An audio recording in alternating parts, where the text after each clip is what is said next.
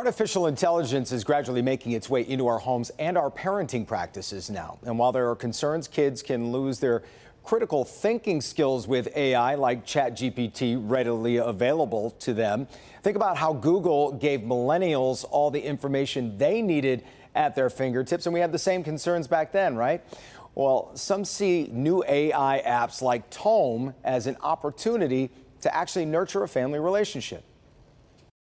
We started a couple of years ago, and the idea was, could we make, telling a story in a slide as easy as, posting on an Instagram story? Keith Paris is the founder and CEO of Tome. He expected things to take 3 to 5 years to really start happening for his company, but in a fraction of that time, things have exceeded his expectations. We were expecting people to use it for pitches at work, for founders making pitch decks to investors, but we're also seeing a lot of use cases from teachers creating course materials to designers creating lookbooks. But I think one of the most amazing things we've seen are the parents are turning to Tome to, generate stories for their children every night. And that's exactly what Larry Lundstrom did in the simplest way possible. I think it'll blow your mind, honestly.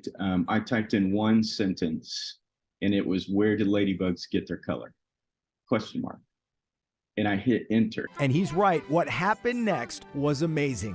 It created, in a matter of 90 seconds, 10 pages of story about where ladybugs get their color with supporting illustrated visuals. Lundstrom was able to take the bedtime ritual with his then 8-year-old daughter and turn it into a children's book, complete with illustrations. So where do ladybugs get their color? And familiar voices narrating the story. I've heard the fear is for creatives especially that AI is going to replace us.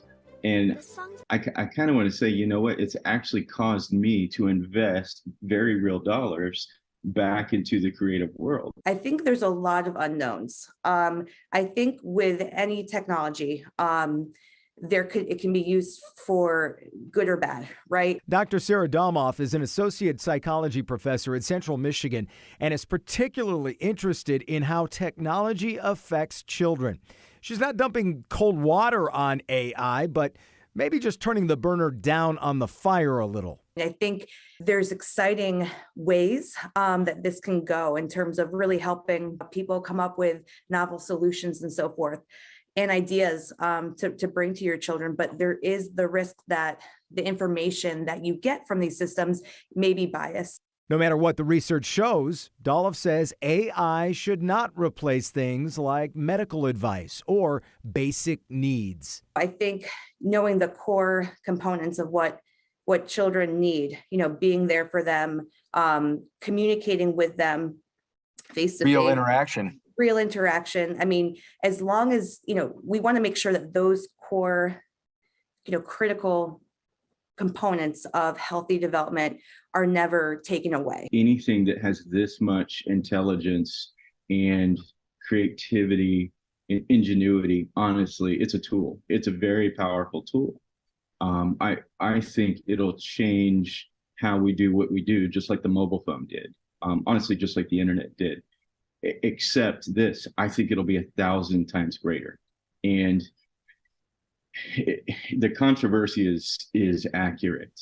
Both good and not so good can come out of this. There's no question, because as we know, tools are tools, but people are people. And what we choose to do with it, it's really up to us.